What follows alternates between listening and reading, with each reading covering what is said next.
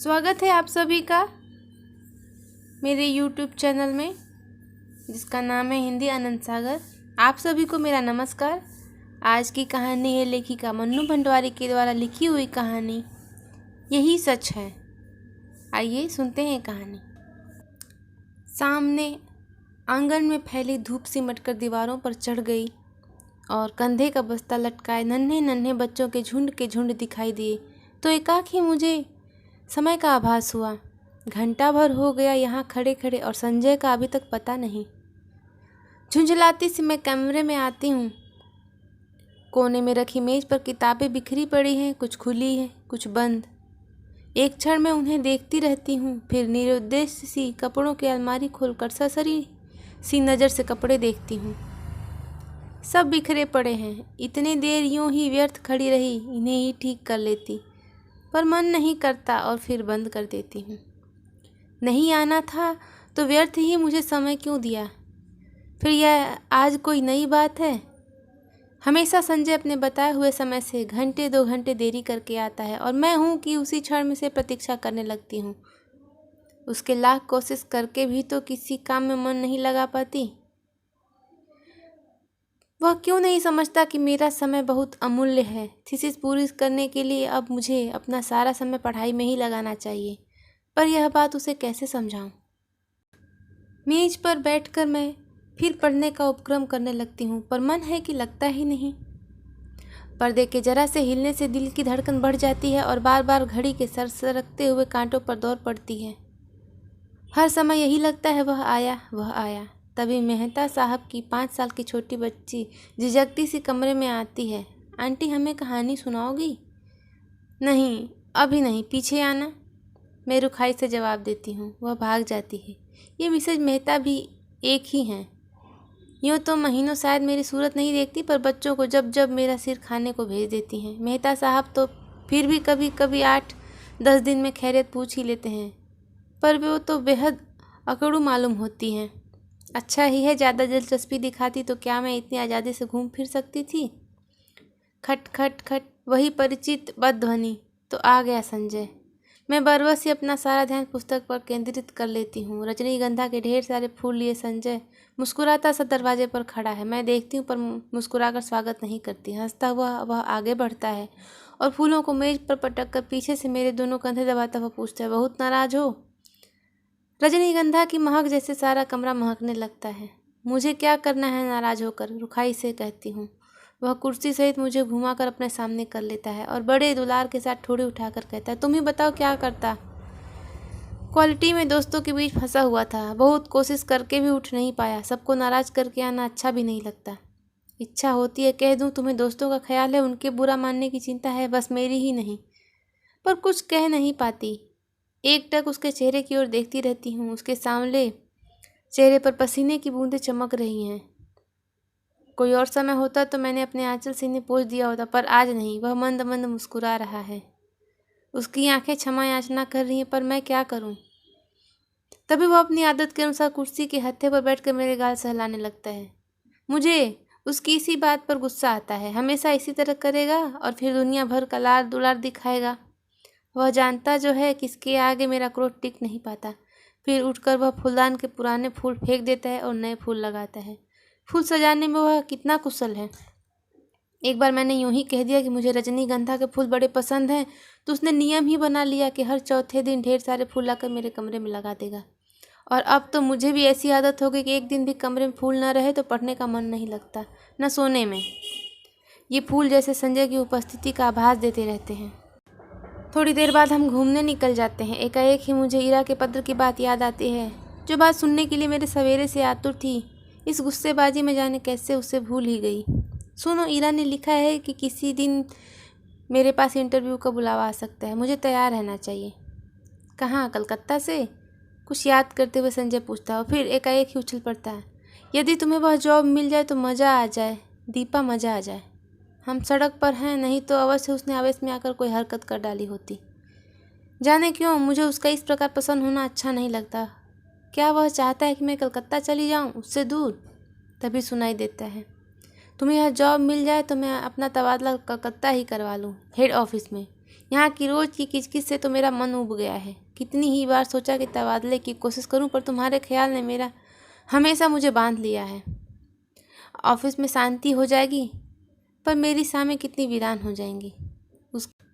उसके स्वर की आर्द्रता ने मुझे छू लिया। एकाएक ही मुझे लगने लगा कि रात बड़ी सुहावनी हो चली है। हम दूर निकलकर अपनी प्रिय टेकरी पर जाकर बैठ जाते हैं। दूर दूर तक हल्की सी चांदनी फैली हुई है और शहर की तरफ यहाँ का वातावरण धुएं से भरा हुआ नहीं है। वह दोनों पैर फैलाकर बैठ जाता है और घंटों मुझे अपने ऑफिस के झगड़े की बात सुनाता है और फिर कलकत्ता जाकर साथ जीवन बिताने की योजनाएं बनाता है। मैं कुछ नहीं बोलती, बस एकटक उसे देखती रहती हूँ। जब वह चुप हो जाता है तो बोलती हूँ, मुझे तो इंटरव्यू में जाते हुए बड़ा डर लगता है। पता नहीं कैसे क्या पूछते होंगे। मेरे लिए तो पहला ही मौका है। वह खिलखिलाकर हंस पड़ता है। तुम भी एक ही मूर्ख हो। घर से दूर यहाँ कमरा लेकर अकेली रहती हो, रिसर्च कर रही हो, दुनिया भर में घूमती फिरती हो और इंटरव्यू के नाम से डर लगता है क्यों? और गाल पर हल्की सी चपत जमा देता है। फिर समझाता हुआ कहता है, और देखो, आजकल ये इंटरव्यू आदि सब तो दिखावा मात्र होते हैं। वहाँ किसी जान पहचान वाले से इन्फ्लुएंस दिलवा ना जाकर। पर कलकत्ता तो मेरे लिए एकदम नई जगह है। वहाँ हीरा को छोड़कर मैं किसी को जानती भी नहीं। अब उन लोगों की कोई जान पहचान हो तो बात दूसरी है। असहाय सी मैं कहती हूँ। और किसी को नहीं जानती? फिर मेरे चेहरे पर नजरें गड़ाकर पूछता है, निशीत भी तो वही है होगा, मुझे क्या करना है उससे? मैं एकदम ही भन्ना कर जवाब देती हूँ। पता नहीं क्यों मुझे लग रहा था कि अब यही बात कहेगा। कुछ नहीं करना, वह छेड़ने के लहजे में कहता है और मैं भड़क जाती हूँ। देखो संजय, मैं 1000 बार तुमसे कह चुकी हूँ, उसे लेकर मुझे मजाक मत किया करो। मुझे इस तरह का मजाक जरा भी पसंद नहीं है। वह खिलखिलाकर हंस पड़ता है, पर मेरा तो मूड ही खराब हो जाता है। हम लौट पड़ते हैं। वह मुझे खुश करने के इरादे से मेरे कंधे पर हाथ रख देता है। मैं झपट कर हाथ हटा देती हूँ। क्या कर रहे हो? कोई देख लेगा तो क्या कहेगा? कौन है यहाँ जो देख लेगा? और देख लेगा तो देख ले, आप ही कूड़ेगा। नहीं, हमें पसंद नहीं है यह बेशर्मी। और सच ही मुझे रास्ते में ऐसी हरकतें पसंद नहीं, चाहे रास्ता निर्जन ही क्यों न हो। पर है तो रास्ता ही। फिर कानपुर जैसी जगह कमरे में लौटकर मैं उसे बैठने कहती हूँ, पर वो बैठता नहीं, बस बाहों भर कर एक बार चूम लेता है, जैसे उसका रोज का नियम है। वह चला जाता है। मैं बाहर बालकनी में निकल कर उसे देखती हूँ। उसका आकार छोटा होते होते सड़क के मोड़ पर जाकर लुप्त हो जाता है और मैं उधर ही देखती रहती हूँ, निर्दोष सी, खोई खोई सी। फिर आकर पढ़ने बैठ जाती हूँ। रात में सोती हूँ, देर तक मेरी आंखें मेज पर लगे रजनीगंधा के फूलों को ही निहारती रहती हैं। जाने क्यों अक्सर मुझे भ्रम हो जाता है कि ये फूल नहीं हैं, मानो संजय की अनेक आंखें हैं जो मुझे देख रही हैं, सहला रही हैं, दुला रही हैं। और अपने को यूं असंख्य आंखों से निरंतर देखे जाने की कल्पना से ही मैं लजा जाती हूँ। मैंने संजय को भी एक बार यह बात बताई थी तो वह खूब हंसा था और फिर मेरे गालों को सहलाते उसने कहा था कि मैं पागल हूँ, निरी मूर्खा हूँ। कौन जाने, शायद उसका कहना ही ठीक हो, शायद मैं पागल ही हूँ। मैं जानती हूँ संजय का मन निशीथ को लेकर जब जब सशंकित हो उठता है, पर मैं उसे कैसे विश्वास दिलाऊं कि मैं निशीथ से नफरत करती हूँ। उसकी याद मात्र से मेरा मन घृणा से भर उठता है। फिर 18 वर्ष की आयु में किया हुआ प्यार भी कोई प्यार होता है भला? निरा बचपन होता है, महज पागलपन। उसमें आवेश रहता है पर स्थायित्व नहीं, गति रहती है पर गहराई नहीं। जिस वेग से वह आरंभ होता है, जरा सा झटका लगने पर उसी वेग से टूट भी जाता है। और उसके बाद आहों, आंसुओं और सिसकियों का एक दौर, सारी दुनिया की निरसारता और आत्महत्या करने के अनेक संकल्प, और फिर एक तीखी घृणा। जैसे ही जीवन का दूसरा आधार मिल जाता है, उन सबको भूलने में एक दिन भी नहीं लगता। फिर तो वह ऐसी सब बेवकूफ़ी लगती है जिस पर बैठकर घंटों हमने हंसने की तबीयत होती है। तब एकाएक ही इस बात का एहसास होता है कि ये सारे आंसू, ये सारी आहें उस प्रेमी के लिए नहीं थी, वरन जिंदगी की उस रिक्तता और शून्यता के लिए थी जिसने जीवन को नीरस बनाकर बोझिल कर दिया था। तभी तो संजय को पाते ही मैं निशीथ को भूल गई। मेरे आंसू हंसी में बदल गए और आहों की जगह किलकारियां गुजने लगीं। पर संजय है जब तब नीतीश की बात को लेकर व्यर्थ ही खिन्न सा हो उठता है। मेरे कुछ कहने पर वह खिलखिला अवश्य पड़ता है, पर मैं जानती हूँ वह पूर्ण रूप से आश्वस्त नहीं है। उसे कैसे बताऊं कि मेरे प्यार का, मेरे कोमल भावनाओं का, भविष्य की मेरी अनेकानेक योजनाओं का एकमात्र केंद्र संजय ही है। यह बात दूसरी है कि चांदनी रात में किसी निर्जन स्थान में पेड़ तले बैठकर भी मैं अपनी थीसिस की बात करती हूँ या वह अपने ऑफिस की मित्रों की बात करता है या हम किसी और विषय पर बात करने लगते हैं। पर इस सब का यह मतलब तो नहीं कि हम प्रेम नहीं करते। वह क्यों नहीं समझता कि आज हमारी भावुकता यथार्थ में बदल गई है। सपनों की जगह हम वास्तविकता में जीते हैं। हमारे प्रेम को परिपक्वता मिल गई है जिसका आधार पाकर वह अधिक गहरा हो गया है, स्थायी हो गया है। पर संजय को कैसे समझाऊं यह सब? कैसे उसे समझाऊं कि निशीथ से मेरा अपमान किया है, ऐसा अपमान जिसकी कचोट से मैं आज भी तिलमिला जाती हूँ। संबंध तोड़ने से पहले एक बार तो उसने मुझे बताया होगा आखिर मैंने ऐसा कौन सा अपराध कर डाला था जिसके कारण उसने मुझे इतना कठोर दंड दे डाला। सारी दुनिया की भत्सना, तिरस्कार, परिहास और दया का विष मुझे पीना पड़ा। विश्वासघाती नीच कहीं का। और संजय सोचता है आज भी मेरे मन में उसके लिए कोई कोमल स्थान है। छी, मैं उसे नफरत करती हूँ और सच पूछो तो अपने को भाग्यशालिनी समझती हूँ कि मैं एक ऐसे व्यक्ति के चंगुल में फंसने से बच गई जिसके लिए प्रेम महज एक खिलवाड़ है। संजय, यह तो सोचो, यदि कोई ऐसी बात भी होती तो क्या मैं तुम्हारे आगे, तुम्हारी हर उचित अनुचित चेष्टा के आगे यूँ आत्मसमर्पण करती? तुम्हारे चुंबन और आलिंगनों को मैं अपने यूँ बिखरने देती? जानते हो, विवाह से पहले कोई भी लड़की किसी को भी इन सब का अधिकार नहीं देती, पर मैंने दिया। क्या केवल इसलिए नहीं कि मैं तुम्हें प्यार करती हूँ? बहुत बहुत प्यार करती हूँ। विश्वास करो संजय, तुम्हारा मेरा प्यार ही सच है। निशीथ का प्यार तो मात्र छल था, भ्रम था, झूठ था। परसों मुझे कलकत्ता जाना है, बड़ा डर लग रहा है। कैसे, क्या होगा? मान लो इंटरव्यू में बहुत नर्वस हो गई तो संजय को कह रही हूँ कि वह भी साथ चले, पर उसे ऑफिस से छुट्टी नहीं मिल सकती। एक तो नया शहर, फिर इंटरव्यू। अपना कोई साथ होता तो बड़ा सहारा मिल जाता। मैं कमरा लेकर अकेली रहती हूँ, यूँ अकेली घूम फिर भी लेती हूँ। तो संजय सोचता है मुझ में बड़ी हिम्मत है, पर सच बड़ा डर लग रहा है। बार बार मैं यह मान लेती हूँ कि मुझे नौकरी मिल गई है और संजय के साथ वहाँ रहने लगती हूँ। कितनी सुंदर कल्पना है, कितनी मादक। पर इंटरव्यू का भय मादकता से भरे इस स्वप्न जाल को छिन्न भिन्न कर देता है। काश संजय भी किसी तरह मेरे साथ चल पाता। कलकत्ता। गाड़ी जब हावड़ा स्टेशन के प्लेटफॉर्म पर प्रवेश करती है तो जाने कैसी विचित्र आशंका, विचित्र से भय से मेरा मन भर आता है। प्लेटफॉर्म पर खड़े असंख्य नर नारियों को मैं इरा को ढूंढती हूँ, वह कहीं दिखाई नहीं देती। नीचे उतरने की बजाय खिड़की से ही दूर दूर तक नजरें दौड़ाती हूँ। आखिर एक कुली को बुलाकर अपना छोटा सा सूटकेस और बिस्तर उतारने का आदेश दे मैं नीचे उतर पड़ती हूँ। उस भीड़ को देखकर मेरी दहशत और बढ़ जाती है। तभी किसी के हाथ के स्पर्श से मैं बुरी तरह चौंक जाती हूँ। पीछे देखती हूँ तो इरा खड़ी है। रुमाल से चेहरे का पसीना पोंछते हुए कहती हूँ, ओह, तुझे न देखकर तो मैं घबरा रही थी कि तुम्हारे घर भी कैसे पहुँचूंगी। बाहर आकर हम टैक्सी में बैठते हैं। अभी तक मैं स्वस्थ नहीं हो पाई हूँ। जैसे ही हावड़ा पुल पर गाड़ी पहुँचती है, हुगली के जल को स्पर्श करती हुई ठंडी हवाएं तन मन को एक ताजगी से भर देती हैं। इरा मुझे इस पुल की विशेषता बताती है और मैं विस्मित से उस पुल को देखती हूँ। दूर दूर तक फैले हुगली के विस्तार को देखती हूँ। उसकी छाती पर खड़ी एक विहार करती अनेक नौकाओं को देखती हूँ। बड़े बड़े जहाज़ों को देखती हूँ। बहुत ही भीड़ भरी सड़कों पर हमारी टैक्सी रुकती चलती है। ऊंची ऊंची इमारतों और चारों ओर के वातावरण से कुछ विचित्र सी विराटता का आभास होता है और इस सब के बीच जैसे मैं अपने को बड़ा खोया खोया सा महसूस करती हूँ।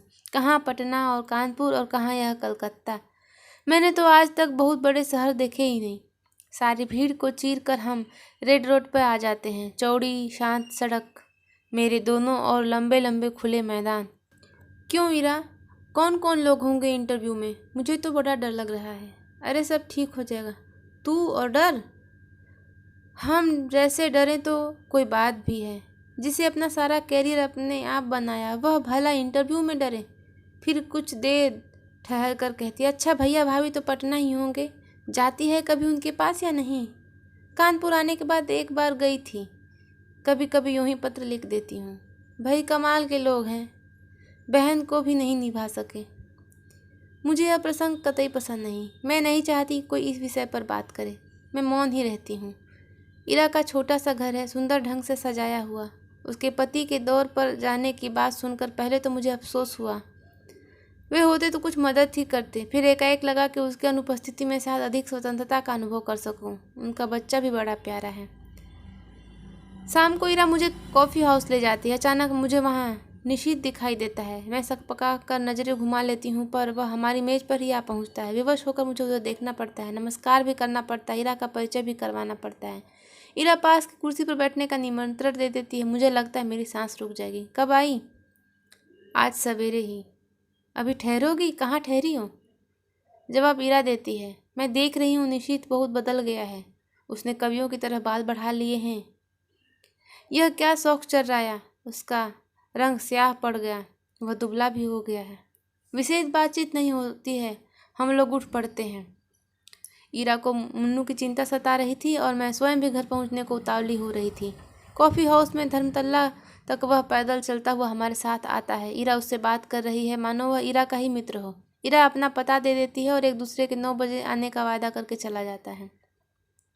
पूरे 3 साल बाद निशीथ का यूँ मिलना न चाह कर भी मैंने सारा अतीत आंखों के सामने खुल जाता है। बहुत दुबला हो गया है निशीथ।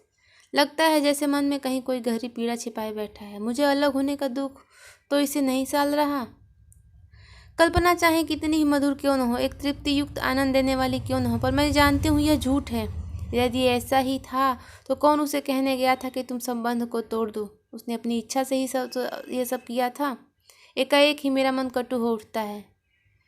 यही तो है वह व्यक्ति जिसने मुझे अपमानित करके सारी दुनिया के सामने छोड़ दिया था, महज उपहास का पात्र बनाकर। ओह, क्यों नहीं मैंने उसे पहचानने से इनकार कर दिया। जब वह मेज के पास आकर खड़ा हुआ तो क्यों नहीं मैंने कह दिया कि माफ़ कीजिए, मैं आपको नहीं पहचानती। उसका जरा सा खिसियाना तो देखती। वह कल भी आएगा। मुझे उसे साफ साफ मना कर देना चाहिए था कि मैं उसकी सूरत भी नहीं देखना चाहती, मैं उसे नफरत करती हूँ। अच्छा है, आए कल। मैं उसे बता दूंगी कि जितनी जल्दी ही मैं संजय से विवाह करने वाली हूँ। यह भी बता दूंगी कि मैं पिछला सब कुछ भूल चुकी हूँ। यह भी बता दूँ कि मैं उसे घृणा करती हूँ और उसे ज़िंदगी में कभी माफ़ नहीं कर सकती। यह सब सोचने के साथ साथ जाने क्यों मेरे मन में यह बात भी उठ रही थी कि 3 साल हो गए, अभी तक निशीथ ने विवाह क्यों नहीं किया। करे न करे मुझे क्या। क्या वह आज भी मुझसे कोई उम्मीद रखता है? मूर्ख कहीं का। संजय, मैंने तुमसे कितना कहा था कि तुम मेरे साथ चलो, पर तुम नहीं आए, जबकि इस समय मुझे तुम्हारी इतनी इतनी याद आ रही है। बताओ मैं क्या करूं?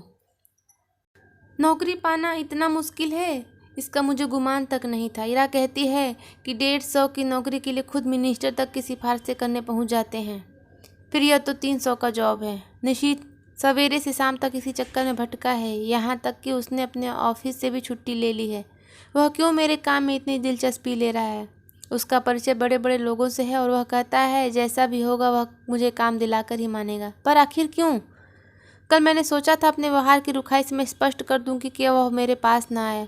8:45 बजे के करीब जब मैं अपने टूटे हुए बाल फेंकने खिड़की पर गई तो देखा घर से थोड़ी दूर पर निशीथ टहल रहा है। वही लंबे बाल, कुर्ता पैजामा।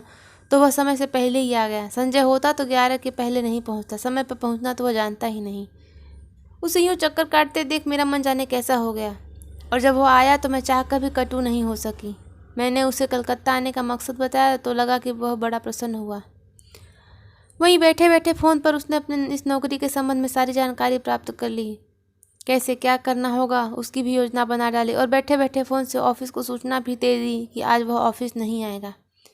विचित्र स्थिति मेरी हो रही थी। उसके इस अपनत्व भरे व्यवहार को भी मैं स्वीकार नहीं कर पाती थी, नकार भी नहीं पाती थी। सारा दिन मैं उसके साथ घूमती रही, पर काम की बात के अतिरिक्त उसने एक भी बात नहीं की। मैंने कई बार चाहा कि संजय की बात बता दूं, पर बता नहीं सकी। सोचा कहीं वह सुनकर यह दिलचस्पी लेना कम न कर दे। उसके आज भर के प्रयत्नों से मुझे काफ़ी उम्मीद हो चली थी। यह नौकरी मेरे लिए कितनी आवश्यक है, मिल जाए तो संजय कितना प्रसन्न होगा, हमारे विवाहित जीवन के आरंभिक दिन कितने सुख में बीतेंगे। शाम को हम घर लौटते हैं। मैं उसे बैठने को कहती हूँ पर वह बैठता नहीं, बस खड़ा ही रहता है। उसके चौड़े ललाट पर पसीने की बूंदें चमक रही हैं। एकाएक ही मुझे लगता है इस समय संजय होता तो मैं अपने आंचल से उसका पसीना पोंछ देती, और वह क्या बिना बाहों में भरे, बिना प्यार किए यूं ही चला जाता। अच्छा तो चलता हूँ। यंत्र चालित मेरे हाथ जुड़ जाते हैं। वह लौट पड़ता है और मैं ठगी सी देखती रहती हूँ। सोते समय मेरी आदत है कि संजय के लाए फूलों को निहारती रहती हूँ। यहाँ वे फूल नहीं है तो बड़ा सूना सूना सा लग रहा है। पता नहीं संजय तुम इस वक्त क्या कर रहे हो? 3 दिन हो गए किसी ने बाहों में भरकर प्यार तक नहीं किया। आज सवेरे मेरा इंटरव्यू हो गया है। मैं शायद बहुत नर्वस हो गई थी और जैसे उत्तर मुझे देने चाहिए वैसे नहीं दे पाई, पर निशीत ने आकर बताया कि मेरा चुना जाना करीब करीब तय हो गया है। मैं जानती हूँ यह सब निशीत की वजह से हुआ है। ढलते सूरज की धूप निशीत के बाएं गाल पर पड़ रही थी और सामने बैठा निशीत इतने दिन बाद एक बार मुझे बड़ा प्यारा सा लगा। मैंने देखा मुझसे ज़्यादा वह प्रसन्न है। वह कभी किसी का एहसान नहीं लेता, पर मेरी खातिर उसने न जाने कितने लोगों का एहसान लिया। आखिर क्यों? वह क्या चाहता है? मैं कलकत्ता आकर उसके साथ रहूं, उसके पास? एक अजीब सी पुलक से मेरा तन मन सिहर उठता है। वह ऐसा क्यों चाहता है? उसका ऐसा चाहना बहुत गलत है, बहुत अनुचित है। मैं अपने मन को समझती हूँ। ऐसी कोई बात नहीं है। शायद वह यह केवल मेरे प्रति किए गए अन्याय का प्रतिकार करने के लिए यह सब कर रहा है, पर क्या वह समझता है कि उसकी मदद से नौकरी पाकर मैं उसे क्षमा कर दूंगी या उसने जो कुछ किया उसे भूल जाऊंगी? असंभव। मैं कल ही उसे संजय की बात बता दूंगी। आज तो इस खुशी में पार्टी हो जाए। काम की बात के अलावा यह पहला वाक्य उसके मुंह से सुनती हूँ। मैं ईरा की ओर देखती हूँ। यह प्रस्ताव का समर्थन करने भी मुन्नू की तबीयत का बहाना लेकर अपने काम को टाल देती है। अकेले जाना मुझे कुछ अटपटा सा लगता है। अभी तक तो काम का बहाना लेकर घूम रही थी, पर अब फिर भी मना नहीं कर पाती। अंदर जाकर तैयार होती हूँ। मुझे याद आता है निशीत को नीला रंग बहुत पसंद था। मैं नीली साड़ी ही पहनती हूँ। बड़े चाव और सतर्कता से अपना प्रसाधन करती हूँ और बार बार अपने को टोकती जाती हूँ। किसी को रिझाने के लिए यह सब हो रहा है? क्या यह नीरा पागलपन नहीं है? सीढ़ियों पर निशीत की हल्की मुस्कुराहट के साथ कहता है, इस साड़ी में तुम बहुत सुंदर लग रही हो। मेरा चेहरा तमतमा जाता है, कनपट्टियाँ सुर्ख हो जाती है। मैं चुपचाप इस वाक्य के लिए तैयार नहीं थी। यह सदा चुप रहने वाला निशीत बोला भी तो ऐसी बात। मुझे ऐसी बातें सुनने की जरा भी आदत नहीं है। संजय ने ना कभी मेरे कपड़ों पर ध्यान देता है, न ऐसी बातें करता है, जबकि उसे पूरा अधिकार है और यह बिना अधिकार ऐसी बातें करे। पर जाने क्या है कि मैं उस पर नाराज नहीं हो पाती हूँ, बल्कि एक पुलक में सिहरन महसूस करती हूँ। सच, संजय के मुंह से ऐसा वाक्य सुनने को मेरा मन तरसता रहता है, पर उसने कभी ऐसी बात नहीं की। पिछले 2.5 साल से मैं संजय के साथ रह रही हूँ। रोज शाम को ही हम घूमने जाते हैं। कितनी ही बार मैंने श्रृंगार किया, अच्छे कपड़े पहने, पर यह प्रशंसा का एक शब्द भी उसके मुंह से नहीं सुना। इन बातों पर उसका ध्यान ही नहीं जाता। यह देखकर भी जैसे यह सब देख नहीं पाता। इस वाक्य को सुनने के लिए तरसता हुआ मेरा मन जैसे रस से नहा जाता है। पर निशीत ने यह बात क्यों कही? उसे क्या अधिकार है? क्या सचमुच ही उसे अधिकार नहीं है? नहीं है। जाने कैसी मजबूरी है, कैसी व्यवस्था है कि मैं इसका जवाब नहीं दे पाती हूँ। निश्चयात्मकता दृढ़ता से नहीं कह पाती कि साथ चलते इस व्यक्ति को सचमुच ही मेरे विषय में ऐसी अवांछित बात कहने का कोई अधिकार नहीं है। हम दोनों टैक्सी में बैठते हैं। मैं सोचती हूँ आज मैं इसे संजय की बात बता दूंगी। Sky room. निशीत टैक्सी वाले को आदेश देता है। टून की घंटी के साथ मीटर डाउन होता और टैक्सी हवा बातें करने लगती है। निशीत बहुत सतर्कता से कोने में बैठा है, बीच में इतनी जगह छोड़कर कि यदि हिचकोला खाकर भी टैक्सी रुके तो हमारा स्पर्श न हो। हवा के झोंके से मेरी रेशमी साड़ी का पल्लू उसके समूचे बदन को स्पर्श करता हुआ उसको गोदी में पड़ कर फरफराता है। वह उसे हटाता नहीं है। मुझे लगता है यह रेशमी सुवासित पल्लू उसके तन मन को रस से भिगो रहा है। यह स्पर्श उसे पुलकित कर रहा है। मैं विजय के अकथनीय आह्लाद से भर जाती हूँ। आज भी संजय की बात नहीं कह पाती, चाहकर भी नहीं कह पाती। अपनी इस व्यवस्था पर मुझे खींच भी आती है, पर मेरा मुंह है कि खुलता ही नहीं।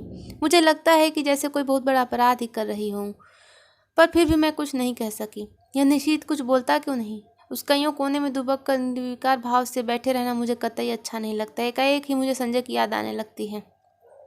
इस समय वह यहाँ होता तो हाथ मेरी कमर में लिपटा होता। यूँ सड़क पर ऐसी हरकतें मुझे स्वयं पसंद नहीं, पर जाने क्यों किसी की बाहों में लपेट लेने के लिए मेरा मन ललच उठता है। मैं जानती हूँ कि जब निशीत बगल में बैठा हो उस समय ऐसी इच्छा करना या ऐसी बात सोचना भी कितना अनुचित है, पर मैं क्या करूँ? कितनी द्रुत गति से टैक्सी चली जा रही है। मुझे लगता है कि उतनी ही द्रुत गति से मैं भी बही जा रही हूँ, अनुचित अवांछित दिशाओं की ओर। टैक्सी झटका खाकर रुकती है तो मेरी चेतना लौट पड़ती है। मैं जल्दी से ही दाहिनी ओर का फाटक खोलकर कुछ इस हड़बड़ी से नीचे उतर पड़ती हूँ मानो अंदर निशीत के मेरे साथ कोई बदतमीजी कर रहा हो। अजी, इधर से उतरना चाहिए कभी, टैक्सी वाला कहता है तो मुझे अपनी गलती का भान होता है। उधर निशीत खड़ा है, इधर मैं, बीच में टैक्सी। पैसे लेकर टैक्सी चली जाती तो हम एक दूसरे के आमने सामने हो जाते हैं। एकाएक ही मुझे ख्याल आता है कि टैक्सी के पैसे तो मुझे ही देने चाहिए थे, पर अब क्या हो सकता था। चुपचाप हम दोनों अंदर जाते हैं। आसपास बहुत कुछ है, चहल पहल, रोशनी, रौनक। पर मेरे लिए जैसा सबका अस्तित्व ही मिट जाता है। मैं अपने को सबकी नज़रों से बचाकर चलती हूँ, मानो जैसे कोई अपराध कर डाला हो और कोई मुझे पकड़ न ले। क्या सचमुच ही मुझसे कोई अपराध हो गया है? आमने सामने हम दोनों बैठ जाते हैं। मैं होस्ट हूँ, फिर भी उसका पार्ट वही अदा कर रहा है, वही ऑर्डर देता है। बाहर की हलचल और उससे अधिक मन की हलचल से मैं अपना खोया खोया सा महसूस करती हूँ। हम दोनों के सामने बैरक कोल्ड कॉफ़ी के गिलास और खाने का कुछ सामान रख जाता है। मुझे बार बार लगता है कि निशीथ कुछ कहना चाह रहा है। मैं उसके होठों की धड़कन तक महसूस करती हूँ। वह जल्दी से कॉफ़ी का स्ट्रॉ मुंह में लगा लेता है। मूर्ख कहीं का। वह सोचता है मैं बेवकूफ़ हूँ, अच्छी तरह जानती हूँ कि इस समय क्या सोच रहा है। 3 दिन साथ रहकर भी हमने उस प्रसंग को नहीं छेड़ा। शायद नौकरी की ही बात हमारे दिमागों पर छाई हुई थी, पर आज अवश्य वह बात आएगी। न आए यह कितना अस्वाभाविक है, पर नहीं, स्वाभाविक शायद यही है। 3 साल पहले जो अध्याय सदा के लिए बंद हो गया, उसे उलटकर देखने का शायद हम दोनों में किसी को नहीं है। जो संबंध टूट गए, अब उन पर कौन बात करे? मैं तो कभी नहीं करूँगी, पर उसे तो करना चाहिए। उसने तोड़ा था, बात भी वही आरंभ करे। मैं क्यों करूं? और मुझे क्या पड़ी है? मैं तो जल्दी ही संजय से विवाह करने वाली हूँ। क्यों नहीं मिस अभी इस संजय की बात बता देती, पर जाने कैसी व्यवस्था है, जाने कैसा मुंह नहीं खोल पाती। एकाएक मुझे लगता है जैसे उसने कुछ कहा। आपने कुछ कहा नहीं तो? मैं खिसिया जाती हूँ। फिर वही मौन। खाने में मेरा जरा भी मन नहीं लग रहा है। मैं यंत्रचालित से खा रही हूँ, शायद वह भी ऐसे ही खा रहा है। फिर मुझे लगता है कि उसके होंठ फड़क रहे हैं और स्ट्रा पकड़े उंगलियां कांप रही हैं। मैं जानती हूँ वह पूछना चाहता है, दीपा तुमने मुझे माफ़ तो कर दिया ना? पर पूछ ही क्यों नहीं लेता? मान लो यदि पूछ ही ले तो मैं क्या कह सकूँगी? मैंने तुम ज़िंदगी भर माफ़ नहीं कर सकती। मैं तुमसे नफरत करती हूँ। मैं तुम्हारे साथ घूम फिर ली या कॉफ़ी पी ली तो यह मत समझो कि मैं तुम्हारे विश्वासघात की बात को भूल गई हूँ और एकाएक ही पिछला सब कुछ मेरी आंखों के सामने तैरने लगता है। पर यह क्या असह्य अपमानित जनित पीड़ा, क्रोध और कटुता क्यों नहीं याद आती? मेरे सामने तो पटना में गुजारी सुहानी संध्याओं और चांदनी रातों के वे चित्र उभर आते हैं, जब घंटों समीप बैठ मौन भाव से हम एक दूसरे को निहारा करते थे। बिना स्पर्श किए जाने कैसी मादकता तन मन को विभोर किए रहती थी। जाने कैसी तन्मयता में हम डूबे रहते थे, एक विचित्र सी स्वप्निल दुनिया में। मैं कुछ बोलना भी चाहती तो वह मेरे मुंह पर उंगली रखकर कहता, आत्मीयता के ये क्षण अनकहे ही रहने दो दीपा। आज भी हम मौन हैं, एक दूसरे के निकट ही हैं। क्या आज भी हम आत्मीयता के उन्हीं क्षणों में गुजर रहे हैं? मैं अपनी सारी शक्ति लगाकर चीख पड़ना चाहती हूँ, नहीं नहीं, पर कॉफ़ी के सिप करने के अतिरिक्त मैं कुछ नहीं कर पाती। मेरा यह हृदय विरोध की न जाने कौन सी अतल गहराइयों में डूब जाता है। निशीथ मुझे बिल नहीं देने देता। एक विचित्र सी भावना मेरे मन में उठती है कि छीना झपटी में किसी तरह मेरा हाथ इसके हाथ से छू जाए। मैं अपने स्पर्श से उसके मन की तारों को झंझना देना चाहती हूँ, पर वैसा अवसर नहीं आता। बिल वही देता है, मुझसे तो विरोध भी नहीं किया जाता। मन में प्रचंड तूफान, पर फिर भी निर्विकार भाव से टैक्सी में आकर बैठती हूँ। फिर वही मौन, वही दूरी। पर जाने क्या है कि मुझे लगता है कि निशीथ मेरे बहुत निकट आ गया, बहुत निकट। बार बार मेरा मन करता है क्यों नहीं निशीथ मेरा हाथ पकड़ लेता, क्यों नहीं मेरे कंधे पर हाथ रख देता। मैं जरा भी बुरा नहीं मानूंगी, जरा भी नहीं, पर कुछ नहीं कहता। सोते समय रोज की तरह आज भी मैं संजय का ध्यान करते हुए ही सोना चाहती हूँ, पर निश्चित है कि बार बार संजय की आकृति को हटाकर स्वयं आ खड़ा होता है। अपनी मजबूरी पर खींच खींच जाती हूँ। आज कितना अच्छा मौका था सारी बात बता देने का, पर मैं जाने कहाँ भटकी थी कि कुछ बता नहीं पाई। शाम को मुझे निश्चित अपने साथ ले गया। पानी के किनारे हम घास पर बैठ गए। कुछ दूर पर काफ़ी भीड़ भाड़ और चहल पहल थी। यह स्थान अपेक्षाकृत शांत था। सामने लेक के पानी में छोटी छोटी लहरें उठ रही थी। चारों ओर एक वातावरण कुछ विचित्र सा भाव मन पर पड़ रहा था। अब तो तुम यहाँ आ जाओगी? मेरी ओर देख उसने कहा। हाँ। नौकरी के बाद क्या इरादा है? मैंने देखा उसकी आंखों में कुछ जानने की आतुरता फैलती जा रही है, शायद कुछ कहने की भी। मुझसे कुछ जानकर वह अपनी बात कहेगा। कुछ नहीं, जाने क्यों मैं यह कह गई। कोई है जो मुझे कचोटे डाल रहा है। क्यों नहीं बता देती कि नौकरी के बाद मैं संजय से विवाह करूंगी। मैं संजय से प्रेम करती हूँ, वह मुझसे प्रेम करता है। वह बहुत अच्छा है, बहुत ही। वह मुझे तुम्हारी तरह धोखा नहीं देगा। पर मैं कुछ भी तो नहीं कह पाती हूँ। अपनी इस बेबसी पर मेरी आंखें छलछला जाती हैं। मैं दूसरी ओर मुँह फेर लेती हूँ। तुम्हारे यहाँ आने से मैं बहुत खुश हूँ। मेरी सांस जहाँ की तहाँ रुक जाती है आगे के सब सुनने के लिए, पर शब्द नहीं आते। बड़ी कातर, करुण और याचना भरी दृष्टि से मैं उसे देखती हूँ, मानो कह रही हूँ कि तुम कह क्यों नहीं देते निश्चित कि आज भी तुम मुझसे प्यार करते हो। तुम मुझे सदा के लिए अपने पास रखना चाहते हो। जो कुछ हो गया उसे भूलकर तुम मुझसे विवाह करना चाहते हो। कह दो निश्चित, कह दो। यह सुनने के लिए मेरा मन अकुला रहा है, छटपटा रहा है। मैं बुरा नहीं मानूंगी, जरा भी बुरा नहीं मानूंगी। मान ही कैसे सकती हूँ निश्चित, इतना सब हो जाने के बाद भी शायद मैं तुम्हें प्यार करती हूँ। शायद नहीं, सचमुच ही मैं तुम्हें प्यार करती हूँ। मैं जानती हूँ तुम कुछ नहीं कहोगे, सदा के मितभाषी जो हो। फिर भी कुछ सुनने को आतुरता के लिए मैं तुम्हारी तरफ देखती हूँ, पर तुम्हारी नज़रें तो लेके पानी पर जाकर जमी हुई हैं, शांत, मौन। आत्मीयता के ये क्षण अनकहे भले ही रह जाएं, पर अनबुझे नहीं रह सकते। तुम चाहे न कहो, पर मैं जानती हूँ तुम आज भी मुझे प्यार करते हो, बहुत प्यार करते हो। मेरे कलकत्ता आ जाने के बाद इस टूटे संबंध को फिर से जोड़ने की बात ही तुम इस समय सोच रहे हो। तुम आज भी मुझे अपना ही समझते हो। तुम जानते हो आज भी दीपा तुम्हारी है, और मैं, लगता है इस प्रश्न का उत्तर देने का साहस मुझ में नहीं है। मुझे डर है कि जिस आधार पर मैं तुमसे नफरत करती थी, उसी आधार पर कहीं अपने से नफरत न करनी पड़े। लगता है रात आधी से भी अधिक ढल गई है। कानपुर। मन में उत्कट अभिलाषा होते हुए भी निश्चित की आवश्यक मीटिंग की बात सुनकर मैंने कह दिया था कि तुम स्टेशन मत आना। ईरा आई थी, पर गाड़ी पर बिठाकर ही चली गई, या यूँ कहूँ कि मैंने ज़बरदस्ती उसे भेज दिया। मैं जानती थी कि लाख मना करने पर भी निश्चित आएगा, और विदा के उन अंतिम क्षणों में मैं उसके साथ अकेली ही रहना चाहती थी। मन में एक दबी सी आशा थी कि चलते समय ही शायद वह कुछ कह दे। गाड़ी चलने में जब 10 मिनट रह गए तो देखा, बड़ी व्यग्रता से डिब्बों में झांकता झांकता निश्चित आ रहा था। पागल, उसे इतना तो समझना चाहिए कि उसकी प्रतीक्षा में मैं यहाँ बाहर खड़ी हूँ। मैं दौड़कर उसके पास जाती हूँ। आप क्यों आए? पर मुझे उसका आना बड़ा अच्छा लग रहा था, और बहुत थका हुआ सा लग रहा था। शायद सारा दिन बहुत व्यस्त रहा, और दौड़ता दौड़ता मुझे सी ऑफ करने यहाँ आ पहुँचा। मन करता है कुछ ऐसा करूँ जिससे उसकी सारी थकान दूर हो जाए, पर क्या करूँ। हम डिब्बों के पास आ जाते हैं। जगह अच्छी मिल गई? वह अंदर झांकते हुए पूछता है। हाँ। पानी वानी तो है? हाँ। बिस्तर फैला लिया? मैं खींच पड़ती हूँ, शायद वह समझ जाता है, सो चुप हो जाता है। हम दोनों एक क्षण को एक दूसरे को देखते हैं। मैं उसकी आंखों में विचित्र सी छायाएं देखती हूँ, मानो कुछ है जो उसके मन में घुट रहा है, उसे मथ रहा है, पर वह कह नहीं पा रहा है। वह क्यों नहीं कह देता? क्यों नहीं अपने मन की इस घुटन को हल्का कर लेता? आज भीड़ विशेष नहीं है, चारों ओर नजर डालकर वह कहता है। मैं भी एक बार चारों ओर देख लेती हूँ, पर मेरी नज़र बार बार घड़ी पर ही जा रही है। जैसे जैसे समय सरक रहा है, मेरा मन किसी गहरे अवसाद में डूब रहा है। मुझे कभी उस पर दया आती है तो कभी खींच। गाड़ी चलने में केवल 3 मिनट बाकी रह गए हैं। एक बार फिर हमारी नज़रें मिलती हैं। ऊपर चढ़ जाओ, अब गाड़ी चलने वाली है। बड़ी असहाय सी नज़र से मैं उसे देखती हूँ, मानो कह रही हूँ तुम ही चढ़ा दो। फिर धीरे धीरे चढ़ जाती हूँ। दरवाजे पर मैं खड़ी हूँ, वह नीचे प्लेटफार्म पर। जाकर पहुँचने की खबर देना।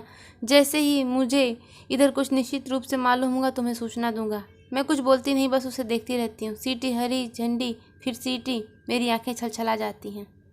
गाड़ी एक हल्के से झटके के साथ सरकने लगती हैं। वह गाड़ी के साथ कदम आगे बढ़ाता है और मेरे हाथ पर धीरे से अपना हाथ रख देता है। मेरा रोम रोम सिहर उठता है, मन करता है चिल्ला पड़ूं। मैं सब समझ गई नीति, सब समझ गई। जो कुछ तुम इतने 4 दिनों में नहीं कह पाए, वह तुम्हारे इस क्षणिक स्पर्श ने कह दिया। विश्वास करो, यदि तुम मेरे हो, मैं भी तुम्हारी हूँ, केवल तुम्हारी, एकमात्र तुम्हारी। पर मैं कुछ नहीं कह पाती, बस साथ चलते निशीत को देखती भर रहती हूँ। गाड़ी की गति पकड़ते ही वह हाथ को जरा सा दबाकर छोड़ देता है। मेरी छलछलाई आंखें मूंझ जाती हैं। मुझे लगता है यह स्पर्श, यह सुख, यह क्षण ही सत्य है, बाकी सब झूठ है। अपने को भूलने का, भरमाने का, छलने का असफल प्रयास है। आंसू भरी आंखों से मैं प्लेटफार्म को पीछे छूटता हुआ देखती हूँ। सारी आकृतियाँ धुंधली सी दिखाई देती हैं। असंख्य हिलते हुए हाथों के बीच निशीत के हाथ, उस हाथ को जिसने मेरा हाथ पकड़ा था, ढूंढने का असफल प्रयास करती हूँ। गाड़ी प्लेटफार्म को पार कर जाती है और दूर दूर तक कलकत्ता की जगमगाती बत्तियाँ दिखाई देती हैं। धीरे धीरे वे सब दूर हो जाती हैं और पीछे छूटती जाती हैं। मुझे लगता है यह दैत्याकार ट्रेन मुझे मेरे घर से कहीं दूर ले जा रही है, अनदेखी अनजानी राहों में गुमराह करने के लिए, भटकाने के लिए। बोझिल से मैं अपने फैलाए हुए बिस्तर पर लेट जाती हूँ। आंखें बंद करते ही सबसे पहले मेरे सामने संजय का चित्र उभरता है। कानपुर जाकर मैं उसे क्या कहूँगी? इतने दिनों तक उसे छलती आए, अपने को छलती आए, पर अब नहीं। मैं उसे सारी बात समझा दूंगी। कहूँगी संजय, जिस संबंध को टूटा हुआ जानकर मैं भूल चुकी थी, उसकी जड़ें हृदय की किन अतुल गहराइयों में जमी हुई थी। इसका एहसास कलकत्ता में निशीत से मिलकर हुआ। याद आता है तुम निशीत को लेकर सदैव ही संदिग्ध रहते थे, पर मैं तुम्हें ईर्ष्यालु समझती थी। आज स्वीकार करती हूँ कि तुम जीते, मैं हारी। सच मानना संजय, 2.5 साल में स्वयं भ्रम में थी और तुम्हें भी भ्रम में डाल रखा था, पर आज भ्रम के छलना के सारे ही जाल छिन्न भिन्न हो गए। मैं आज भी निशीत को ही प्यार करती हूँ, और यह जानने के बाद एक दिन भी तुम्हारे साथ और छल करने का दुस्साहस कैसे करूँ। आज पहली बार मैंने अपने संबंधों का विश्लेषण किया तो जैसे सब कुछ स्पष्ट हो गया, और जब मेरे सामने सब कुछ स्पष्ट हो गया तो तुमसे कुछ भी नहीं छिपाऊंगी। तुम्हारे सामने मैं चाहूँ तो भी झूठ नहीं बोल सकती। आज लग रहा है तुम्हारे प्रति मेरे मन में जो भी भावना है वह प्यार नहीं, केवल कृतज्ञता की है। तुमने मुझे उस समय सहारा दिया था जब अपने पिता और निशीत को खोकर मैं चूर चूर हो रही थी। सारा संसार मुझे वीरान नजर आने लगा था। उस समय तुमने अपने स्नेहिल स्पर्श से मुझे जिला दिया। मेरा मुरझाया मन हरा हो उठा। मैं कृतकृत्य हो उठी और समझने लगी कि मैं तुमसे प्यार करती हूँ। पर प्यार की बेसुध घड़ियाँ, वो विभोर क्षण, तन्मयता के वो पल जहाँ शब्द चुक जाते हैं, हमारे जीवन में कभी नहीं आए। तुम ही बताओ, कभी आए? तुम्हारे असंख्य आलिंगनों और चुम्बनों के बीच भी एक क्षण के लिए भी तो मैंने कभी तन मन की सुध बिखरा देने वाली पुलक या मादकता का अनुभव नहीं किया। सोचती हूँ निशीत के चले जाने के बाद मेरे जीवन की एक विराट शून्यता आ गई थी, एक खोखलापन आ गया था।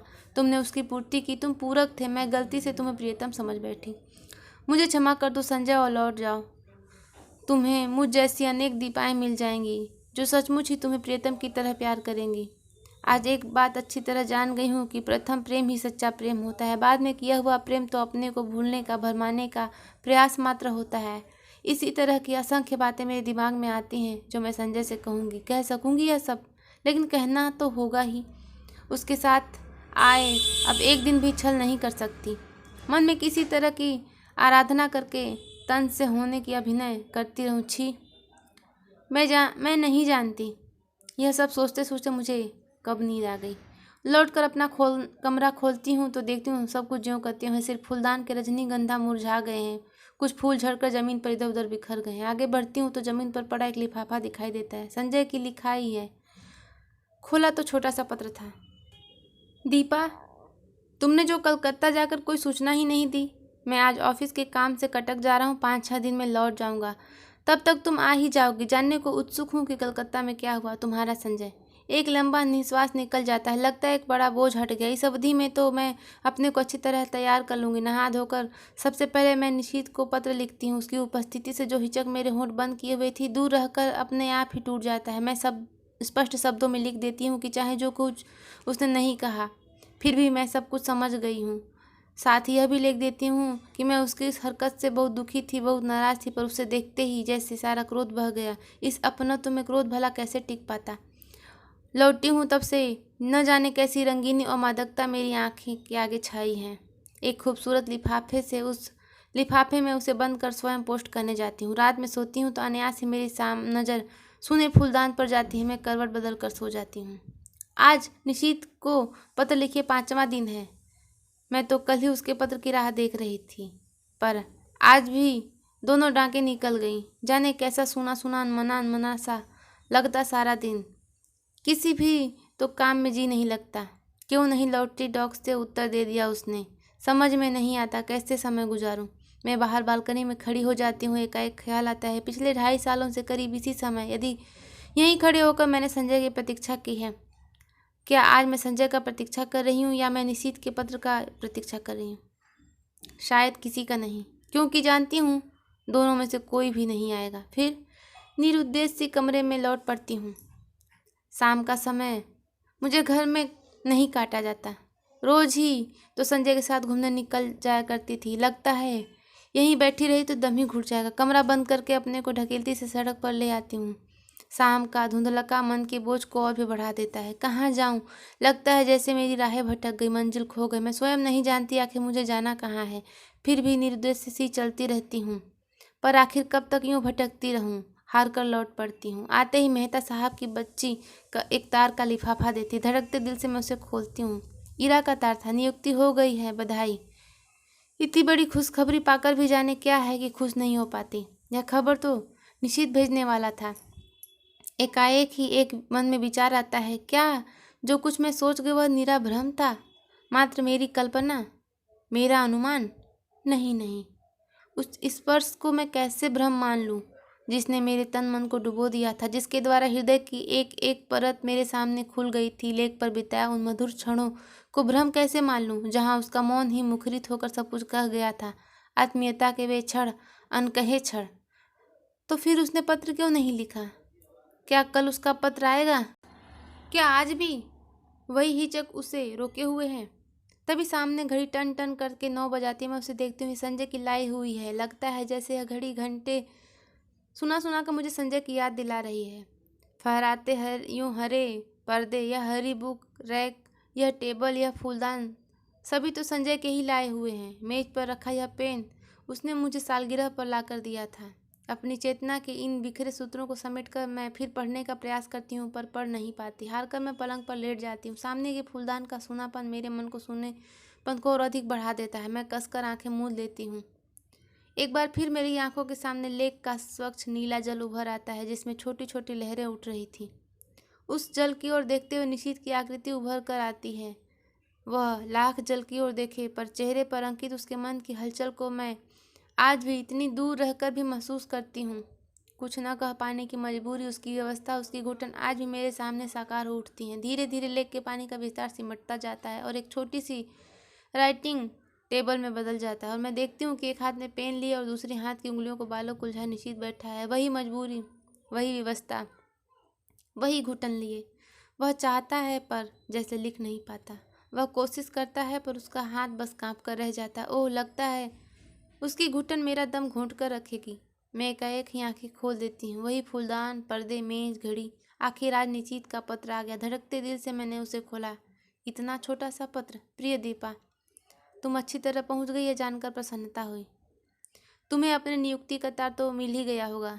मैंने कल ही ईरा जी को फ़ोन करके सूचना दे दी थी और उन्होंने बताया था कि वह तार दे देंगी। ऑफिस की ओर से भी सूचना मिल जाएगी। मेरी सफलता के लिए मेरी ओर से हार्दिक बधाई स्वीकार करना। सच में बहुत खुश हूँ कि तुम्हें यह काम मिल गया। मेहनत सफल हो गई। शेष फिर शुभेच्छु निशीथ।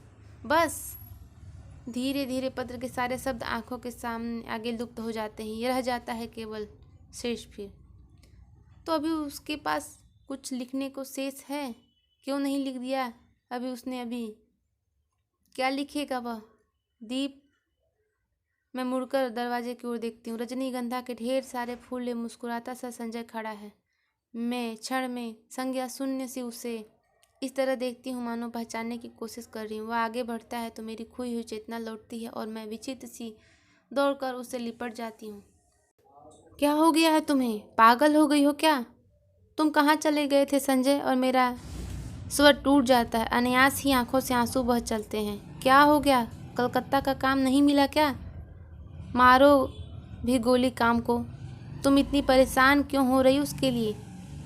पर मुझसे कुछ नहीं बोला जाता। बस मेरी बाहों की जकड़ कसती जाती है, कसती जाती है। रजनीगंधा की महक धीरे धीरे मेरे तन मन पर छा जाती है।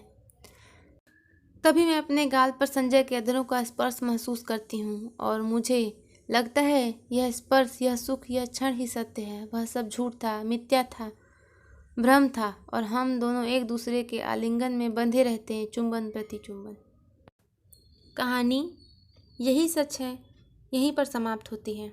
आपको ये कहानी कैसी लगी ज़रूर बताइएगा। मिलते हैं अगली कहानी के साथ। तब तक के लिए नमस्कार।